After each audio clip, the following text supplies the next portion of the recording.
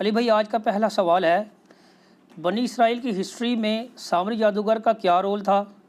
ہم نے سنا ہے کہ اس نے ایک ایسا میٹل کا مجسمہ تیار کیا تھا جس میں سے آواز بھی آتی تھی، اور بنی اسرائیل میں 70,000 لوگوں نے اسے خدا سمجھ کر اس کی پوجا کرنی شروع کر دی، اور پھر انہی اسرائیلیوں کو اس کفر کے سبب قتل مردد کی سزا کے تحت قتل کر دیا گیا۔ پلیز اس واقعہ کی مکمل تفصیلات قرآن حکیم سے بیان کر دیں۔ دیکھیں، یہ جو سامری کے بارے میں ایک متھ مشہور ہے نا کہ وہ کوئی جادوگر تھا۔ جادوگر نہیں تھا وہ، نہ اس نے کہیں کلیم کیا کہ میں جادوگر ہوں۔ ایک شعبدہ باز تھا وہ، جس نے سیدنا موسیٰ علیہ نبینا وعلیہ الصلاۃ والسلام کے کوہ طور پہ جانے کے بعد ان کی امت کو، ظاہر ہے کہ وہ آپ علیہ السلام کے صحابہ کرام ہی تھے، فتنے میں مبتلا کر دیا، اس حال میں کہ ان کے اپنے چھوٹے بھائی، بلکہ بڑے بھائی، منصب نبوت کے اعتبار سے چھوٹے تھے، عمر میں ان سے بڑے تھے، سیدنا ہارون علی نبینا وعلیہ الصلاۃ والسلام، وہ بھی ان میں موجود تھے۔ اس کے باوجود اس نے اس قسم کا فتنہ ان میں ڈالا کہ وہ قوم بنی اسرائیل جو ہے وہ اس فتنے کے اندر مبتلا ہو گئی۔ آپ کو یہ پتہ ہے سورۃ البقرہ کے سٹارٹ ہی میں شروع کے 4 رکوع تو پورے قرآن کی دعوت کا خلاصہ ہیں۔ اس کے بعد 5ویں رکوع سے لے کے آن ورڈ مسلسل 9 رکوع جو ہیں وہ بنی اسرائیل کی ہسٹری ہے، کہ کس طریقے سے بنی اسرائیل کے اندر خصوصاً سیدنا موسیٰ علیہ نبینا علیہ الصلاۃ والسلام کی جو مبارک زندگی میں اہم ترین واقعات ہیں ان کو اللہ تعالیٰ نے اجمالاً کور کیا ہے۔ پھر ان کی ڈیٹیلز جو ہیں وہ آگے چل کے سورۃ الاعراف کے اندر آئیں، سورہ طٰہٰ کے اندر، سورہ قصص کے اندر اور کئی صورتوں میں، لیکن ٹاپ آف دا لسٹ جن میں یہ ڈیٹیلز آئی ہیں وہ سورۃ الاعراف ہے، سورہ طٰہٰ ہے، سورہ قصص ہے۔ سورہ طٰہٰ تو آلموسٹ آپ سمجھ لیں کہ اس کا اسلوب وہی ہے جس طرح کہ سورہ یوسف کا ہے۔ قرآن حکیم میں سورہ یوسف ایک یونیک صورت ہے اس اعتبار سے کہ ایک ہی پیغمبر کی بائیوگرافی ہے۔ اس سے ملتی جلتی اگر کوئی اور صورت ہے قرآن میں تو وہ ایک ہی ہے، وہ سورہ طٰہٰ ہے، جس میں سیدنا موسیٰ علیہ السلام کی بائیوگرافی آئی ہے، لیکن سارے واقعات ظاہر اس میں بھی کور نہیں ہیں، وہ سکیٹرڈ فارم میں ہیں۔ سورۃ البقرہ میں ذکر آیا، سورۃ الاعراف کے اندر ذکر آیا، سورہ طٰہٰ میں، سورہ قصص میں، سورہ الشعراء میں، اس کے علاوہ بھی کئی ایک صورتوں میں۔ موسیٰ علیہ السلام کا تو سب سے زیادہ قرآن حکیم میں ایز اے پیغمبر جو ہے وہ نام مبارک بھی آیا اور سب سے زیادہ تذکرہ بھی ان کا۔ اس کے پیچھے حکمت کیا ہے، اس پہ پچھلے دنوں میری ایک ویڈیو ریکارڈ ہوئی ہے کہ موسیٰ علیہ السلام کا سب سے زیادہ ذکر خیر کیوں ہے، لیکن آفٹر پروفٹ محمد صلی اللہ علیہ وآلہ وسلم ہے۔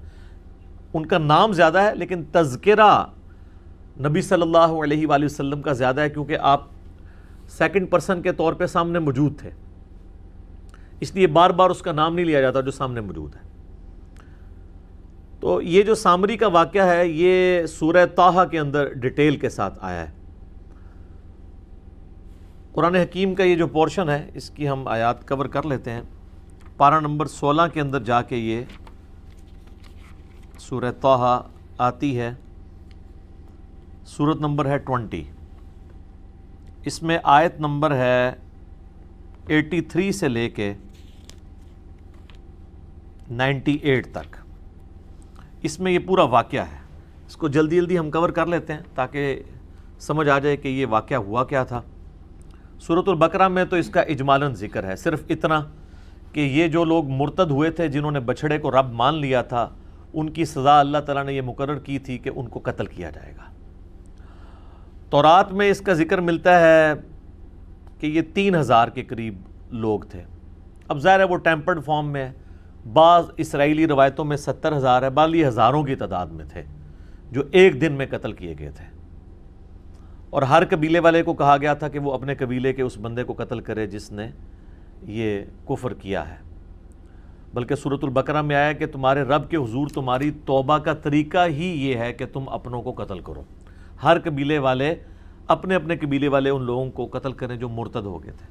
دوسروں سے کرواتے تو پھر وہ قبائلی تعصب جنم لے لیتا، چونکہ 12 قبائل تھے، اور اس میں الفاظ ہیں کہ تم اپنوں کو قتل کرو، تو وہ اپنوں جو ہے وہ با محاورہ بات ہو رہی ہے کہ اپنے قریبی لوگوں کو خود قتل کرو۔ بعض نے کہا کہ اپنوں سے مراد ہے کہ خود اپنے آپ کو قتل کرو، وہ کہتے ہیں جی انہوں نے زمین میں تلواریں گاڑ لیں اور اس کے اوپر اپنے آپ کو گرا لیا، تو یہ ایک دور کی بات ہے، اس طریقے سے اپنے آپ کو قتل کرنا ایک مشکل کام ہے، تو وہ اپنوں کو قتل کرو، مراد یہ کہ اپنے قبیلے کے لوگوں کو قتل کرو۔ تو یہ قتل مرتد کی سزا تھی، اور اس میں الفاظ ہیں سورۃ البقرہ میں کہ یہ تمہارے رب کے حضور تمہاری توبہ کا ذریعہ ہے۔ باقی ڈیٹیل واقعہ کہ یہ کیوں ہوا تھا سورۃ الاعراف میں بھی ذکر ہے، لیکن جس شان کے ساتھ سورہ طٰہٰ میں آیا نا اور کسی صورت میں نہیں۔ آیت نمبر 83 سے اعوذ باللہ من الشیطان الرجیم وما اعجلک عن قومک یا موسیٰ، اے موسیٰ تجھے کس چیز نے عجلت میں ڈالا کہ تو اپنی قوم کو چھوڑ کر میرے پاس آ گیا۔ اس میں بھی آگے آئے گا، سورۃ الاعراف میں بھی آیا کہ اللہ تعالیٰ نے ان سے وعدہ کیا تھا 30 دن کا کوہ طور پہ ملاقات کا، یعنی ان کی آپ سمجھ لیں وہاں پہ پوری ٹریننگ ہونی تھی، اور یہ واقعہ ہے جب وہ بنی اسرائیل کو لے کر نکلے ہیں اور وہ سمندری جھیل عبور کی ہے، وہ کئی ایک جھیلیں تھیں جن کو اب جوڑ کے نہر سوئز بنا دی گئی ہے، اور اس کے بعد یعنی بنی اسرائیل جو ہے وہ فرعون سے نجات پا چکے ہیں اور وہ شام کی طرف جا رہے ہیں، اور راستے میں کوہ طور پہ یہ معاملہ ہوا کہ اللہ تعالیٰ نے انہیں بلایا اپنے پاس 30 دن کے لیے، پھر بعد میں بڑھا کے اسے 40 دن کر دیے۔ اسی سے وہ تبلیغی جماعت والوں نے بھی چلہ نکالا ہے نا کہ حضرت موسیٰ علیہ السلام کا بھی، پر او چلہ اور تھے اے چلہ اور، ٹھیک ہے جی، اس لیے کہ وہاں پہ تو کتاب اللہ سکھائی جا رہی ہے، یہاں علماء کی کتابیں سکھائی جاتی ہیں۔ تو حضرت موسیٰ علیہ السلام کے ساتھ جو وقت مقررہ طے ہوا تھا نا، حضرت موسیٰ علیہ السلام ظاہر ہے اللہ کے ساتھ اپائنٹمنٹ ہو، وہ تو ایک ایک لمحہ ان کا کس درد میں اور کرب میں گزرا ہوگا، تو موسیٰ علیہ السلام وقت سے پہلے ہی چلے گئے وہاں پہ کوہ طور پہ۔ لیکن اللہ تعالیٰ تو آپ کو پتہ ہے اپنے معاملہ، اللہ کا تو کوئی رشتہ دار نہیں ہے، جو ہم بار بار بات کرتے ہیں، حتیٰ کہ سورہ یونس میں ہے کہ اللہ تعالیٰ فرماتا ہے یہ کبھی ہوا ہی نہیں ہے کہ ہم کسی قوم کے لیے عذاب کا فیصلہ کر دیں اور وہ عذاب اس سے ٹل جائے سوائے قوم یونس کے، اور وہ اس لیے کہ یونس علیہ السلام نے اللہ تعالیٰ کی وحی کا انتظار کیے بغیر اپنا وہ علاقہ چھوڑ دیا تھا۔ تو یہ جو یونس علیہ السلام کی اجتہادی خطا تھی، اس ڈیبٹ کو اللہ تعالیٰ نے ان کی قوم کے لیے کریڈٹ بنا دیا کہ عذاب کے آثار نمایاں ہو گئے، لیکن چونکہ یونس علیہ السلام پہ وحی نہیں آئی تھی تو وہ آیا ہوا عذاب ٹل گیا، حالانکہ اللہ تعالیٰ فرماتا ہے نہ اس سے پہلے نہ اس کے بعد کبھی نہیں ہوا کہ عذاب ٹلے، چونکہ پیغمبر نے اجتہادی خطا کی، اس کا بینیفٹ ان کی امت کو مل گیا۔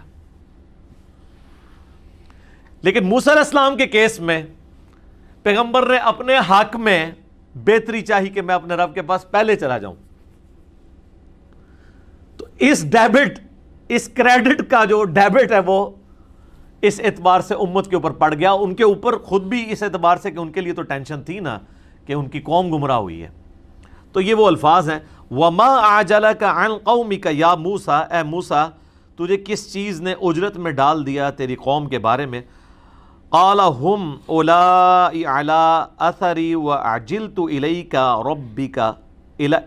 رَبِّي لِتَرْضَىٰ، انہوں نے کہا کہ اے اللہ میری قوم میرے پیچھے نقش قدم پہ چلتی آ رہی ہے، وہ بھی میرے تک آ پہنچے گی، اور میں نے یہ جو اجرت اختیار کی تو اے میرے رب تیری رضا چاہنے کو، میں تو جلدی تیرے پاس آنا چاہتا تھا۔ اور آپ کو پتہ ہے اسی موقع پہ یہاں تو نہیں ہے، سورۃ الاعراف میں کہ انہوں نے اللہ تعالیٰ کی زیارت کی بھی تمنا کر دی تھی کہ اللہ میں تجھے دیکھنا چاہتا ہوں، تو اللہ تعالیٰ نے فرمایا کہ اس پہاڑ کی طرف، کوہ طور کی طرف دیکھ، اگر یہ قائم رہتا ہے نا پھر تو سوچنا تو مجھے دیکھ سکے گا، اور وہ پہاڑ جو ہے وہ ریزہ ریزہ ہو گیا اللہ تعالیٰ کی تجلی کی وجہ سے، اور اس کے انڈائریکٹ مشاہدے کی وجہ سے موسیٰ علیہ السلام بے ہوش ہو گئے۔ یہاں پہ وہ واقعہ سکپ ہے، لیکن وہ اسی 40 والا جو 40 دن کا چلہ آپ اسے کہہ لیں، اس کے اندر ہی یہ ہوا تھا۔ قَالَ فَإِنَّا قَدْ فَتَنَّا قَوْمَكَ مِن بَعْدِكَ وَأَضَلَّهُمُ السَّامِرِيُّ، تو پھر اللہ تعالیٰ نے فرمایا کہ بے شک ہم نے تیرے بعد تیری قوم کو فتنے میں ڈال دیا، آزمائش کے اندر، اور انہیں سامری نے گمراہ کر دیا ہے۔ اب ظاہر گمراہ تو سامری نے کیا ہے، اور اللہ تعالیٰ کہہ رہے ہیں میں نے فتنے میں ڈال دیا۔ اس طرح کی جتنی قرآن پاک میں آیات ہیں نا جن کے اندر آیا کہ اللہ تعالیٰ گمراہ کر دیتا ہے، اس سے مراد یہ ہے کہ وہ لوگ خود گمراہی کمانا چاہتے ہیں تو اللہ تعالیٰ کی ڈیوائن مور ان کے اوپر لگتی ہے۔ اللہ نے تو آزمانا ہے انسان کو، وَلَنَبْلُوَنَّكُمْ بِشَيْءٍ مِّنَ الْخَوْفِ وَالْجُوعِ وَنَقْصٍ مِّنَ الْأَمْوَالِ وَالْأَنفُسِ وَالثَّمَرَاتِ، ہر طریقے سے اللہ تعالیٰ نے آزمانا ہے۔ تو ذریعہ کوئی بھی بن جاتا ہے، شیطان بھی ایک ذریعہ بنا ہوا ہے آزمائش کا۔ تو ان آیات کا مقصد یہ ہوتا ہے کہ اس سے یہ رزلٹ نکالنا چاہیے کہ اللہ تعالیٰ چاہتا تو اس فتنے کو ٹال بھی سکتا تھا، لیکن اللہ نے اس فتنے کو آزمائش بنا دیا، ورنہ زبردستی تو کوئی اس طریقے سے نہیں کر سکتا، نہ اللہ زبردستی کرتا، یعنی اگر اللہ تعالیٰ زبردستی کرنا چاہتا تو اس فتنے سے قوم کو ٹال سکتا تھا، لیکن ان کے لیے ایک آزمائش بن گئی۔ فرجع موسیٰ الی قومہ غضبان آسفا، پس موسیٰ علیہ السلام لوٹے اپنی قوم کی طرف غصے کی حالت میں اور غم کی حالت میں، غضب کی حالت میں۔ اچھا، اس سے یہ پتہ چل رہا ہے کہ وہ 40 دن کا جو ان کی اللہ کے ہاں صحبت تھی نا، اس کے اینڈ پہ اللہ تعالیٰ نے ان کو یہ بات بتائی ہے، ورنہ تو وہ 40 دن بھی ان کے بیچارے کے ٹینشن میں گزرتے، کس طرح وہ 40 دن گزارتے تو فوراً واپس ہی آتے گئے۔ یہ اینڈ پہ یہ بات کی ہے، کیونکہ اس کے ساتھ ہی ذکر ہے کہ وہ فوراً پلٹے، تو ظاہر ہے کہ وہ 40 دن گزارنے کے بعد پلٹے۔ قال یا قوم الم یعدکم ربکم وعدا حسنا، انہوں نے کہا میری قوم کیا تمہارے رب نے تم سے اچھا وعدہ نہیں کیا ہوا تھا؟ یعنی جو توحید کی بدولت ہمیشہ کی کامیابیاں تمہاری مقدر ہونے والی ہیں، کیا تم نے ان وعدوں کو جھوٹا سمجھ لیا کہ تم نے اتنی گری ہوئی حرکت کی کہ ایک بچھڑے کی عبادت شروع کر دی، اور وہ بھی میٹل کا بنا ہوا؟ افطال علیکم العہد ام اردتم ان یحل علیکم غضب من ربکم فاخلفتم موعدی، کیا تم پہ میرے جانے کے بعد اتنا لمبا عرصہ گزر گیا تھا کہ تم وہ عہد توڑ بیٹھے؟ میں کوئی ہزاروں سال کے لیے تو نہیں چلا گیا تھا، 40 دن کے لیے گیا ہوں، 40 دن میں تم نے پیچھے سے یہ معاملہ کر دیا، اور کوئی عام لوگ نہیں ہے، صحابہ ہیں، پیغمبر کی صحبت کی ہوئی ہے، اور ایک پیغمبر بھی بیچ میں موجود ہے، ہارون علیہ السلام۔ یا تم نے ارادہ کیا کہ تم خود اللہ کا عذاب اپنے اوپر حلال کر لو، اللہ کا غضب، اور تم نے میرے ساتھ جو وعدہ کیا تھا اس کی تم نے مخالفت کر دی۔ قالوا ما اخلفنا موعدک بملکنا ولکننا حملنا اوزارا من زینۃ القوم فقذفناها فکذلک القی السامری، وہ کہنے لگے کہ ہم نے کوئی آپ کے ساتھ وعدے کی مخالفت نہیں کی، بلکہ ہوا یہ کہ ہمارے پاس جو قوم کے زیورات ہم نے ان کا وزن اٹھایا ہوا تھا، ظاہر ہے ایک لمبا پیریڈ ان کو سفر کرنا پڑ رہا ہے ریگستان میں، اور انہوں نے اپنی قوم کے جو زیورات اٹھائے ہوئے تھے، عورتوں نے بھی پوری زیورات میں لدی ہوئی تھی، تو وہ انہوں نے ارادہ کیا ہوگا کہ اسے ایک جگہ جمع کر دیا جائے تاکہ ایک ہی اونٹ پہ اسے رکھا جائے اور پگھلا کے اسے جمع کر کے ایک جگہ کمبائنڈ فارم میں آ جائے، اور بعد میں جس کا جتنا سونا اور چاندی ہے اتنا اسے توڑ کے دے دیا جائے گا۔ تو انہوں نے کہا ہم نے یہ جمع کیا اور وہ سامری کے پاس ڈال دیا، تو اس نے سامری نے پھر کام ڈال دیا اس کے ساتھ، اس نے آگ میں اسے ڈالا۔ فَأَخْرَجَ لَهُمْ عِجْلًا جَسَدًا لَهُ خُوَارٌ فَقَالُوا هَذَا إِلَٰهُكُمْ وَإِلَٰهُ مُوسَىٰ فَنَسِيَ وَلِعَوْذُ بِاللَّهِ تعالیٰ، اس نے جو ہے وہ آگ میں ڈالا اور اس میں سے ایک چھوٹا سا میٹل کا بچھڑا بنا کے، جس طرح گائے کا بچہ ہے وہ نکالا، جس میں سے آواز بھی نکلتی تھی، یعنی یہ بیسیکلی تو پیچھے سے یہ بھی مصر کا رہنے والا تھا، اور جس طرح بانسری ہے آپ کو پتہ ہے کھوکھلی ہوتی ہے، اس میں ذرا سی ہوا چلے تو آواز نکل جاتی ہے، وہ آپ آواز خود منہ سے نکال رہے ہوتے ہیں، تو اگر تیز ہوا چلے اور اس طرح کے اس کا ڈیزائننگ کی جائے تو اس میں سے بھی آواز نکلتی تھی، باتیں نہیں کرتا تھا وہ، بس سائیں سائیں کی آواز آتی تھی، اور وہ کہنے لگا کہ یہ ہے تمہارا الہ، اور موسیٰ کا الہ موسیٰ تو بھول گیا ہے۔ استغفر اللہ۔ افلا یرون اللہ یرجع الیہم قولا ولا یملک لہم ضرا ولا نفعا، اللہ تعالیٰ فرماتا ہے کہ انہوں نے اتنی بھی عقل نہیں استعمال کی کہ یہ ان سے باتیں تو کرتا ہی نہیں ہے، خالی آواز ہی نکل رہی ہے۔ ویسے میں کہتا ہوں کہ موسیٰ علیہ السلام کے ساتھی اس زمانے میں ہوتے ہیں تو انہوں نے ہزاروں کے حساب سے الہ بنا لینے تھے، آج تو کمپیوٹر کا دور ہے، موبائل کا دور ہے، گھر گھر ٹی وی لگے ہوئے ہیں، جو مرضی کرا لو، روبوٹاں نو ویکھ کے تو نہ ویسے ہی سجدے ڈگ پینا سی، ٹھیک ہے، وہ روبوٹ تو آرٹیفیشل انٹیلیجنس کے ساتھ بھی ہیں، وہ بول بھی سکتے ہیں، یہ فرق ہے جناب۔ تو یہ کوئی اس کو صحابہ کی توہین نہ سمجھے، لوگوں کے دماغ میں فوراً کیڑا آنا شروع ہو جاتا ہے کہ موسیٰ علیہ السلام کے صحابہ کی توہین کر دی تو یہ اللہ نے توہین کی ہوئی ہے، یا نعوذ باللہ یہ واقعات اس لیے بیان کیے ہیں کہ ان کو بیان کرنا ہی حرام ہے، یا توہین مذہب کا الزام لگ جائے گا. یہ ساری کی ساری چیزیں اس لیے ہیں کہ تاکہ عبرت پکڑی جائے. تو اللہ تعالیٰ فرماتا ہے انہوں نے یہ بھی نہیں دیکھا کہ وہ ان کے نفع نقصان کا مالک بھی نہیں ہے، نہ ان کے ساتھ وہ کلام کر سکتا ہے. وَلَقَدْ قَالَ لَهُمْ هَارُونُ مِنْ قَبْلُ، اور حضرت موسیٰ علیہ السلام کے آنے سے پہلے ہی ہارون علیہ السلام بھی ان پہ کوشش کر چکے تھے. انہوں نے اپنی قوم سے کہا یا قومی انما فتنتم بہ، اے میری قوم اللہ نے تمہیں اس کے ذریعے آزمایا ہے. اب اس میں چیز بھی کوئی ایسی نہیں تھی لیکن بس وہ آزمائش میں پڑ گئے. وَإِنَّ رَبَّكُمُ الرَّحْمَنُ فَاتَّبِعُونِي وَأَطِيعُوا أَمْرِي، تمہارا رب تو وہ رحمان ہے، پس میری اتباع کرو اور میرے حکم کی جو ہے وہ میرے تابع فرمان بن جاؤ. تو ہارون علیہ السلام کی بات انہوں نے نہیں سنی. یعنی ہارون علیہ السلام کو تو پتہ تھا کہ یہ آزمائش ہے، لیکن دو گروہ بن گئے، دو پارٹیاں بن گئی. قالوا لن نبرح علیہ عاکفین حتی یرجع الینا موسیٰ، انہوں نے کہا کہ ہم اس وقت تک اس بت پہ، اس بچڑے کے اوپر اعتکاف کر کے دھیان رکھ کے بیٹھے رہیں گے یہاں تک کہ موسیٰ علیہ السلام آ کے ہمیں خود نہ منع کریں. جیسے یہاں بھی کئی لوگوں کو کہتے ہیں نا یار داڑھی رکھ لو، چھوٹی چھوٹی داڑھی رکھ لو. وہ کہتا ہے جی نبی علیہ السلام خود آ کے خواب میں اشارہ فرمائے تو میں انشاءاللہ میری نیت ہے. تو میں کہتا ہوں نبی علیہ السلام نے 1400 سال پہلے دس گئے ہیں کہ عورتوں کی مخالفت کرنی ہے آپ نے، کم از کم اتنی داڑھی رکھیں کہ یہ شیو آپ کی ختم ہو جائے تو آپ بس گناہ سے آزاد ہیں. تو کہتے ہیں موسیٰ علیہ السلام آئیں گے وہ ہمیں کہیں تو قال یا ہارون ما منعک اذ رأیتم ضلوا. اب موسیٰ علیہ السلام نے تو انہوں پتہ ہے پھر غصہ جلال. انہوں نے کہا پہلے تو میں ذرا اپنے بھرا نوں پوچھا کہ میں تیری ڈیوٹی لا کے گیا سا، تو کیا کیتا ہے؟ اے ہارون تجھے کس چیز نے منع کیا کہ تو اپنی قوم کو اس طرح گمراہ ہوتے ہوئے دیکھتا رہا؟ اللہ تتبعن، کہ تو میرے پیچھے ہی آ جاتا مجھے بتانے کے لیے کہ تواڈے ساتھیوں نے پیچھے کم پاتا ہے. افعصیت امری، کیا تو نے میرے حکم کی نافرمانی کی؟ قال یا ابن ام لا تأخذ بلحیتی ولا برأسی، انہوں نے کہا اے میرے ماں جائے، یعنی ایک محاورتاً بات کہ ہم دونوں کی ماں ایک ہے، یعنی ہم سگے بھائی ہیں آپس میں، مت کھینچ میری داڑھی اور میرے سر کے بالوں کو. یعنی موسیٰ علیہ السلام نے صرف آپ کو پتا ان کا تو جلال تھا صرف کہنے پہ نہیں ہے، انہوں نے ان کو سر کے بالوں سے، زلفوں سے اور داڑھی سے پکڑ کے نا خوب جھنجھوڑا. اچھا اس سے مٹھی داڑھی بھی ثابت ہو جاتی ہے کیونکہ چھوٹی داڑھی سے پکڑی نہیں جاتی. تو انبیاء کرام کی تو مٹھی ہوتی تھی لیکن چھوٹی بھی کوئی رکھ لیتا تو داڑھی کے حکم میں وہ شامل ہے. افضل یہ ہے کہ مٹھی رکھے. تو اے میرے بھائی میری داڑھی اور سر کے بالوں کو چھوڑ دے. انی خشیت ان تقول فرقت بین بنی اسرائیل ولم ترقب قولی.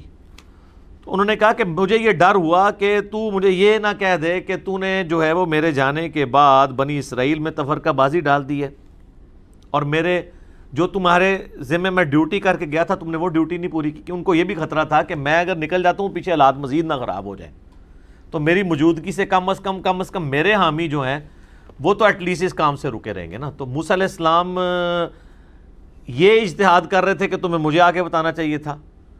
ان کا اجتہاد یہ تھا کہ میں نکل جاتا آپ کو بتاتا اور پیچھے سے کام خراب ہو جاتا تو آپ نے پھر مجھے کہنا تھا کہ تو ادھر سے نکل کیوں آیا، تو اتنے ہی رہنا سی، میں آ ہی جانا سی، میں 40 دن واسطے گیا تھا. تو اچھا اس سے یہ بات پتہ چلی کہ اجتہادی معاملات میں پیغمبروں میں بھی اختلاف ہو سکتا ہے. یہ اجتہاد ہوتا ہے جس میں آپ دو رائے رکھ سکتے ہیں. قال فما خطبک یا سامری. اب موسیٰ علیہ السلام جو ہے نا اصل مجرم کی طرف ہوئے کہ ہاں بھی سامری تو سنا بھائی تو ایک کام پایا.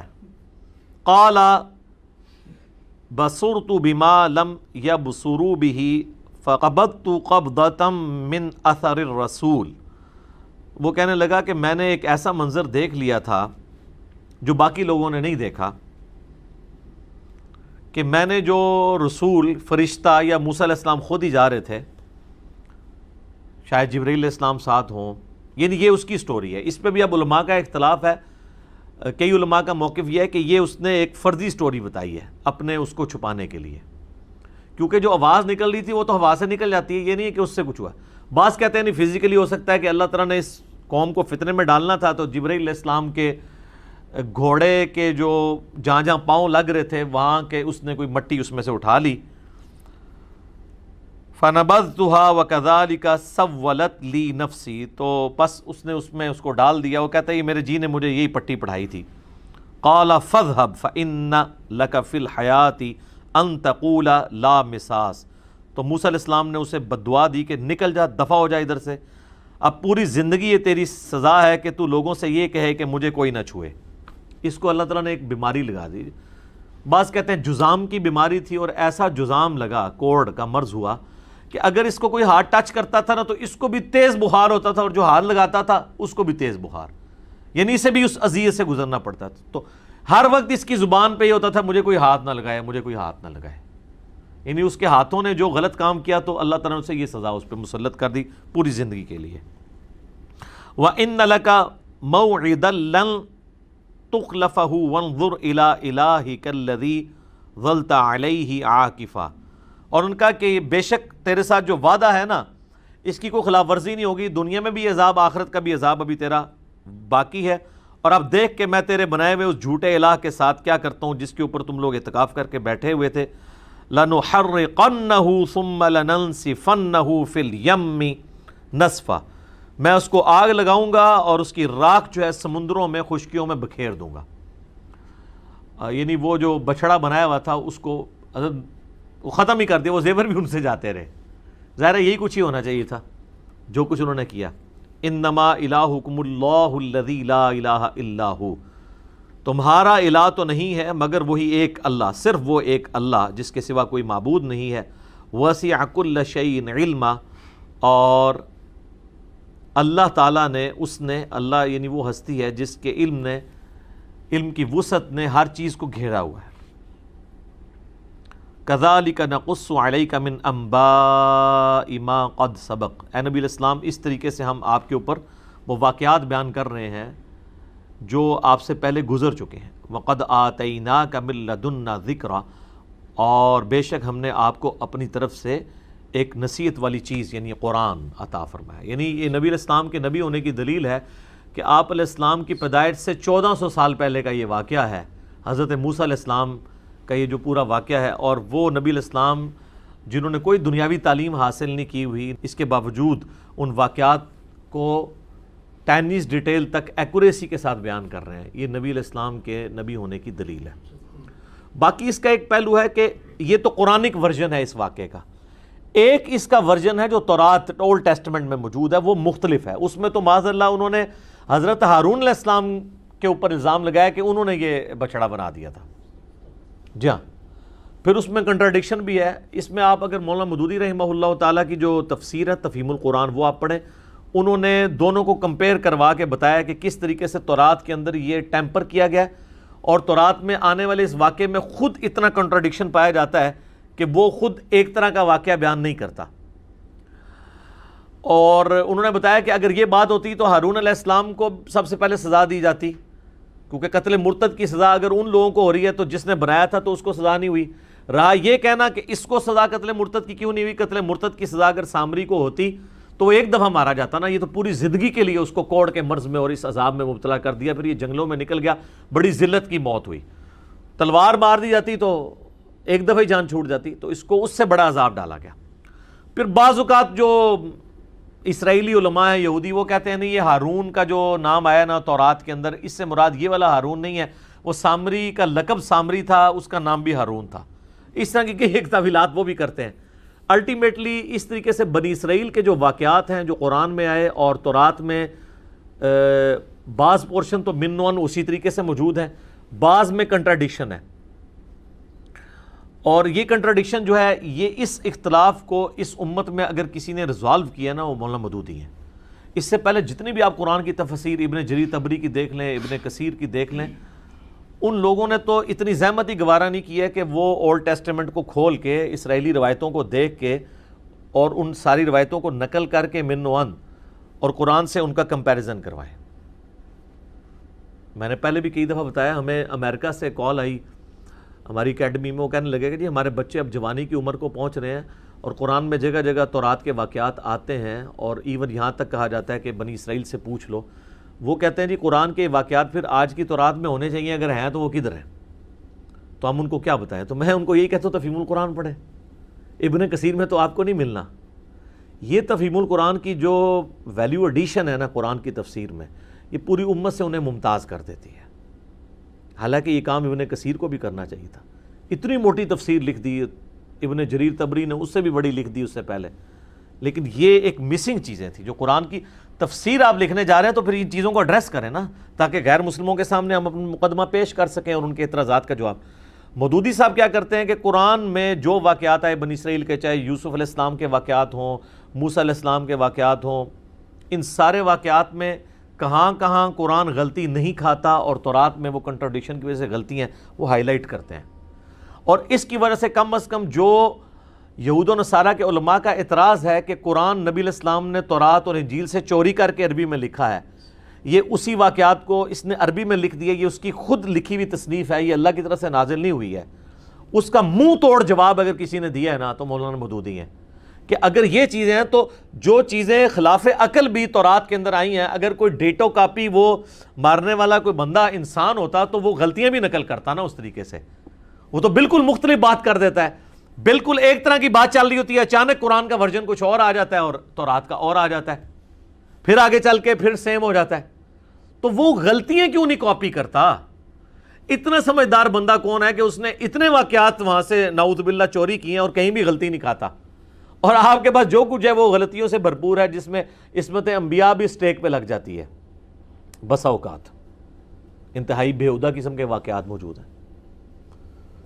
لوط علیہ السلام کی 2 بیٹیوں کے ساتھ، لوط علیہ السلام کا معاذ اللہ جو ہے وہ نعوذ باللہ من ذالک نقل کفر نباشد زنا کا لکھا ہے کہ اس طریقے سے آگے نسل چلی، اس قسم کے حضرت داؤد علیہ السلام کے اوپر یعنی ان کی صحابی کی بیوی کا سکینڈل نعوذ باللہ جو کشف المحجوب میں بھی بعد میں نقل ہوا، تو یہ تورات کے اندر موجود ہے۔ اس طرح کی غلطیاں آپ کو قرآن میں نظر نہیں آئیں گی۔ لہٰذا میں یہ ریکویسٹ کروں گا کہ قرآن کے جو واقعات ہیں نا جی، جتنے قرآن میں آئے ہیں یا صحیح الاسناد احادیث میں اس کی سپورٹ میں، بس اتنا پڑھا کریں، باقی کہیں پہ کوئی اسرائیلی روایت آتی بھی ہے نا تو اب ابن کثیر نے بھی کئی ایک اسرائیلی روایات اس کے تحت نقل کی ہیں۔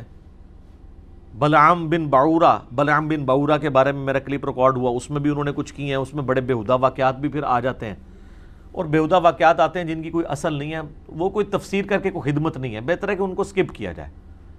قرآن کی وہ تفسیر نہیں ہے، بلکہ وہ آپ کہہ لیں کہ قرآن کی تفسیر کرنے کے لیے ایک کوئی ضرورت سے زیادہ واقعات لکھتی ہیں جن کی کوئی ضرورت نہیں تھی۔ قرآن کا مقصد ہے تذکیر، نصیحت، وہ ان واقعات سے آپ کو نصیحت مل جاتی ہے، اور وہ نصیحت یہ ملتی ہے کہ شرک اتنی بڑی بیماری ہے کہ وقت کا پیغمبر موجود ہو، زندہ ہو، اس کے باوجود شیطان کسی نہ کسی طریقے سے امت میں شرک داخل کرنے کی کوشش کرتا ہے، تو اس امت کو بھی محتاط رہنا چاہیے۔ ادھر کہانی کرائیے شرک ختم ہو گیا، شرک ختم ہو گیا، وہ تو میں نے پورا ان کا پوسٹ مارٹم کیا ہے، یوٹیوب پہ ایک میرا کلپ ہے وسیلے کے نام پر دھوکہ، اس کے اینڈ پہ میں نے اس ٹاپک کو بھی ایڈریس کیا ہے۔ اس سے پہلے بھی آپ یوٹیوب پہ ویسے لکھیں نا کیا شرک اس امت میں ختم ہو چکا ہے تو کئی کلپ میرے کھل جائیں گے۔ اس کانٹیکسٹ میں بڑی ناانصافی اگر میں وہ حدیث بیان نہ کروں جو صحیح بخاری اور صحیح مسلم دونوں میں موجود ہے۔ نبی علیہ السلام نے فرمایا تم بھی اگلے لوگوں کے نقش قدم پر چل پڑو گے، قدم با قدم، بالشت بر بالشت، حتیٰ کہ اگلے لوگوں میں سے کوئی گوہ کے سوراخ میں داخل ہوا تو تم بھی یہی کام کرو گے۔ صحابہ کرام نے پوچھا یہ اگلے لوگوں سے مراد کیا یہود و نصارہ ہیں؟ آپ نے فرمایا اگر وہ مراد نہیں تو کون سے لوگ مراد ہیں؟ مراد یہ کہ یہود و نصارہ کی خرابیاں جو تھیں وہ اس امت میں بھی آئیں گی۔ ظاہر ہے بیسک ہیومن انسٹنکٹ تو وہی ہے، اس وقت بھی سیکس پوٹنٹ جذبہ تھا، آج بھی، اس وقت بھی دنیا کی حکمرانی ایک انسان کی بہت بڑی ول ہوتی تھی، آج بھی ہے۔ اسی لیے دیکھیں الہامی کتابیں کبھی پرانی نہیں ہوتی ہیں، کیونکہ الہامی کتابیں انسانی نفسیات کے ساتھ ڈیل کرتی ہیں، انسانی نفسیات کبھی پرانی نہیں ہوگی۔ ٹیکنالوجی پرانی ہو سکتی ہے، انسانی نفسیات تو وہی ہے۔ ماں باپ کا رشتہ آج سے 10,000 سال پہلے بھی تھا، اب بھی ہے۔ میاں بیوی کا رشتہ آج سے 10,000 سال بھی تھا پہلے، آج بھی ہے۔ حکمرانی کی لالچ اور تڑپ آج سے 10,000 سال پہلے بھی تھی، آج بھی موجود ہے۔ سیکس، شہوات، یہ جو فتنہ ہے یہ آج سے 10,000 سال پہلے بھی انسان میں تھا، آج بھی ہے، آئندہ بھی رہے گا۔ الہامی کتابیں کبھی پرانی نہیں ہوتی ہیں، اس لیے ان کو چینج کرنے کی ضرورت نہیں پڑتی، یہ انسانی نفسیات کے ساتھ ڈیل کرتی ہیں۔ تو نبی علیہ السلام فرمایا میری امت بھی وہی کام کرے گی۔ اس میں بعض لوگوں نے دھوکہ دیا کہ جی اس سے مراد یہود و نصارہ کا فیشن ہے، تو میں نے بتایا کہ جامعہ ترمذی میں اس کا شان ارشاد اور وہ موقع موجود ہے جب آپ نے یہ فرمایا تھا۔ جامعہ ترمذی میں حدیث ہے غزوہ حنین کے موقع پر، نبی علیہ السلام کی وفات سے 2-2.5 سال پہلے، فتح مکہ کے بعد 8 ہجری میں یہ ہوئی ہے غزوہ حنین، اسی سال ہوئی ہے۔ صحابہ کرام جب غزوہ حنین کے لیے جا رہے تھے تو راستے میں ایک درخت آیا جسے ذات انواد کہا جاتا تھا۔ مشرکین عرب جنگوں میں فتح پانے کے لیے اپنا اسلحہ برکت کے لیے وہاں لٹکاتے تھے، جس طرح آج درباروں کے اوپر آپ لوگ بھی جا کے ٹاکیاں لٹکاتے ہیں، سیم وہی انالوجی۔ تو صحابہ نے کہا یا رسول اللہ آپ ہمارے لیے بھی کوئی اس طرح کا درخت مقرر کر دیں، برکت ہم اس سے حاصل کریں۔ آپ نے کہا سبحان اللہ۔ یہ جب نبی علیہ السلام اس طرح کے موقع فرماتے تھے یہ آپ کے جلال کا اظہار ہوتا، اللہ پاک ہے، کیا شرکیہ بات ہے، یہ محذوف ہے، سبحان اللہ عما یشرکون، یہ بریکٹ میں۔